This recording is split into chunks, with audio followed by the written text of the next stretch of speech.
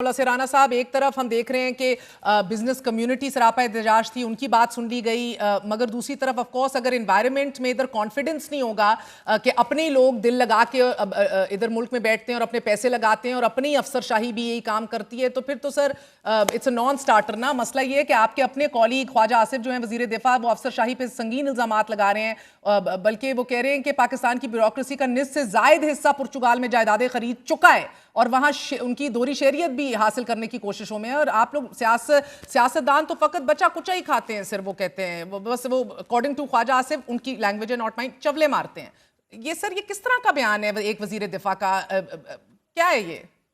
नहीं देखें, कुछ बातें हकीकत भी हों तो वो करने वाली नहीं होती जनाब, मगर हकीकत है कि लेकिन नहीं? चले ख्वाजा साहब ने कर दी है तो इसके ऊपर मैं नहीं समझता कि किसी को बुरा मनाना चाहिए। अगर कोई आदमी ये बात कहे कि तमाम के तमाम सियासतदान करप्ट हैं तो बहुत सर गलत कता बात है। कलामी माफ, लेकिन अगर एस्टैब्लिशमेंट कोई डिवीजन ने रद्द कर दिया है इस बयान को। हमारे पास ऐसा कोई रिकॉर्ड नहीं है, इंटेलिजेंस नहीं है जो ये जाहिर करती है कि ऐसा है।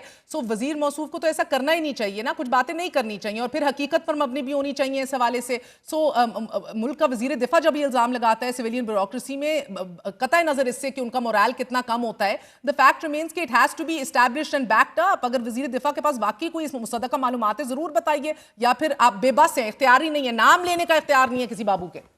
बहरहाल ये चीज़ें जो हैं ये तो ठीक है, कोई भी बात करे तो उसको क्वालिफाई करने के तो आगे से आगे स्टेजेस होती हैं। ये आपकी बात दुरुस्त है कि गवर्नमेंट को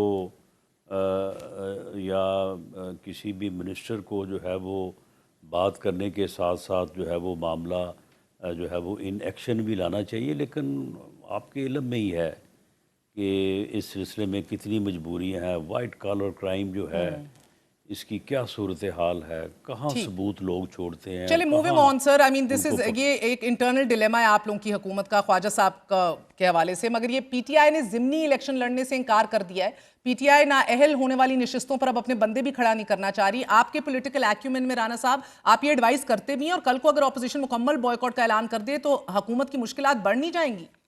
नहीं, ये मुश्किलात उनकी बढ़ेंगी।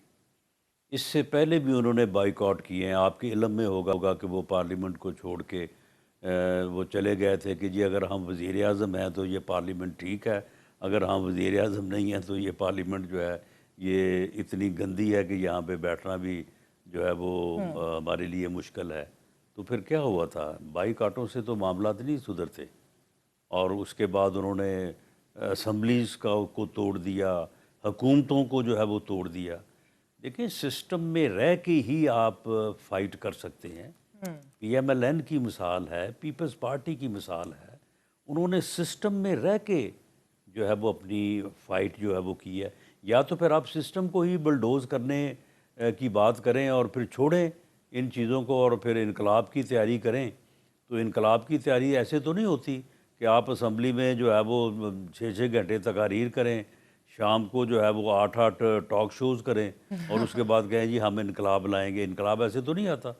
इनकलाब तो फिर ऐसे आता है कि पता भी नहीं होता उन लोगों का जो इनकलाब के लिए काम कर रहे होते हैं कि वह है कौन वो। तो अगर आपने डेमोक्रेटिक तरीक़ाकार से और सिस्टम में रहते हुए अगर आपने जदोजहद करनी तो फिर सिस्टम का बाइकआउट करके तो नहीं होगी। मैं एक पॉलिटिकल वर्कर कारकुन होने के नाते मैं समझता हूँ कि ये इनका बड़ा गलत फैसला होगा और इसका नुकसान इन्हों को पहुँचेगा। ये बाइकआउट जो है वो पहले पीपल्स पार्टी ने भी अपने अवाइल में किए थे, लेकिन बाद में दे लर्न लेसन। ठीक है। और सर ये बच्चों की वापसी जो है खान साहब के साहबजादों की, वो यकीनी है, लेकिन वीज़े नहीं मिल रहे सर। नवाज शरीफ जो लंदन में थे तो इधर खान की हुकूमत में भी सारा कुछ करिश्माती तौर पे सारा कुछ प्रोसेस चल पड़ा था, उनके सारे पेपर वर्क जो है पूरे हो गए थे। तो रुकावट क्या है? क्या या हुकूमत को डर है कि वो आ ना जाए तो वीज़े ही ना दो? To to to my information कोई रुकावट नहीं है। हाँ। अब अगर ये साहिबान जो हैं फिर वही बात आती है ना, चलें ये और किसी के पास नहीं, स्पीकर साहब के पास आ जाएं हाँ। तो मैं भी वहाँ पे हाज़िर हो जाऊँगा। अगर कोई वीज़ों में प्रॉब्लम आ रहा है बताएं, उसे रिज़ॉल्व करने को तैयार हैं। वज़ीर आज़म को बुला लेंगे वहाँ स्पीकर्स ऑफिस में कि क्योंकि वज़ीर आज़म ने ऑफ़र की हुई है कि भई अगर आप मेरे पास नहीं आना चाहते तो स्पीकर ऑफिस आएँ, तो मैं वहाँ पे आ जाऊँगा और बैठे हम बात करें इस मुल्क के लिए, इस कौम की चले, ये बेहतरी तो के बड़ी लिए। खबर है सर, आप उनको तो दावत चले दे वहाँ रहे हैं से कि हमारे यही पास आ जाएं, हम वीजे फैसिलिटेट कर देंगे। लास्ट क्वेश्चन, अंदर से जेल में इमरान खान का पैगाम आया है कि जो करना है कर लो, सर तस्लीम खान नहीं करूंगा। फिर दूसरी तरफ भी यही जवाब है, दूसरी तरफ भी कोई गिव अप नहीं करेगा, दूसरी तरफ भी कोई जो है वो फिर इस किस्म की ज़िद, अना और हट दर्मी के सामने सरेंडर नहीं करेगा। लेकिन ऐसा होने और ऐसा करने से अगर कल को कोई ख़राबी होती है तो उसका तयन जो है वो आज से ही कर लिया जाए और ज़िम्मेदारी उसी की है जो आगे बढ़ने से जो है वो इनकारी है या जो बैठ के बात करने से इनकारी है। बाकी तो फिर जो होना है वो तो फिर अल्लाह को मालूम है और उसका कोई इंसान पहले से तो कोई उसकी प्रेडिक्शन नहीं कर सकता। लेकिन बहरहाल ये बदकिस्मती होगी और इस बदकिस्मती की ज़िम्मेदारी जो है फिर उन्हीं पे होगी।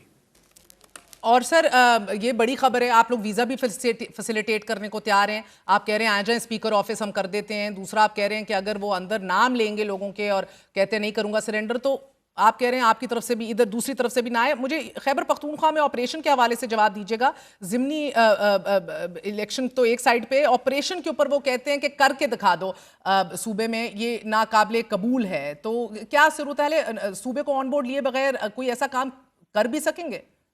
ये करने की बातें हैं, ये टॉक शोज़ की बातें हैं, ये प्रेस कॉन्फ्रेंस की बातें हैं। आप मुझे बताएं कि क्या ऑपरेशन अगर होना है, मैं ये नहीं कहता कि ऑपरेशन हो रहा है, अगर होना है तो वो क्या अली अमीन गंडापुर साहब से इजाज़त लेके होना है? अली अमीन गंडापुर साहब को भी मुझसे ज़्यादा पता है कि जो हो रहा है उनसे इजाज़त लेके नहीं हो रहा। अगर कुछ होना है तो उनसे इजाज़त लेके नहीं होना। तो ये तो बस फिर करने की बातें हैं। ठीक है सर, बहुत बहुत शुक्रिया। बहुत हमारे साथ राना सनाउल्लाह मौजूद थे। आपने गुफ्तगू सुनी। I see you all on Monday. Good night, अल्लाह हाफिज़।